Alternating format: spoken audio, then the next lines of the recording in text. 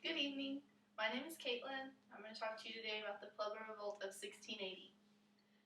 When you think of landmark wars in the American history, what do you think of? Do you think of the American Revolution, the Civil War, World War I, or World War II? Did you know that the Pueblo Revolt of 1680 was the single most successful act of resistance by Native Americans against a European invader? To understand the significance of this great rebellion and the reason, we're going to look at the reasons for their uprising as well as how they went about communicating and planning this revolt. I've researched this topic extensively, and I've been studying the Native American culture for almost 7 years. I can tell you from my many travels to New Mexico that the American Southwest would be nothing like what it is today had the Pueblo Revolt never happened. The oppression of the Native Americans by the Spaniards was one of the driving forces in why they decided to have this rebellion. They were forced to convert to Catholicism, pay tributes to Spaniards, and the Spaniards destroyed their homes, villages, and places of worship. Pope was a San Juan leader, and he began to preach revivalism and nativism, which means revivalism is reintroducing cultural practices to everyday life, and nativism is eliminating foreign influence. So he decided to plan an uprising against the Spaniards to free the Native Americans from this Spanish rule. The Pueblo Indians wanted to revitalize their culture, but since they were under the rule of the Spanish, they couldn't. So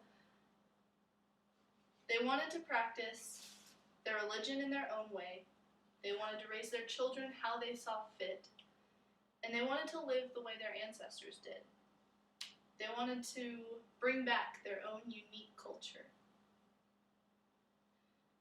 They were tired of being told how to live, worship, and act, so they decided to act against the Spanish. The Spaniards assumed that their relationship with the Native Americans was peaceful and appreciated. They considered that they were helping these heathens become better people and become civilized. The Native Americans didn't feel that way. The complacency of the Spanish made the revolt easier to plan due to the lack of interest by the Spanish. The natives were able to meet at different pueblos and plan and send messengers out to anyone who was involved. Pope decided to use knotted rope to signal how many days until the rebellion would begin.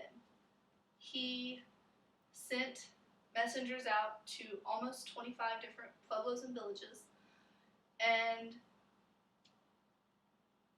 each day they would untie a knot. When the rope was unknotted, that's what the signal was for them to start the rebellion. However, 3 leaders of 3 different pueblos decided that they were against this rebellion, that they really did appreciate what the Spanish had done for them. So they went to Santa Fe and they told the Spanish leaders, hey, this is what is going to happen in 3 days. So when Pope found out that the Spanish leaders knew what was going on, he decided to attack 2 days early. This lasted for approximately 5 days, and the Spaniards lost more than the natives.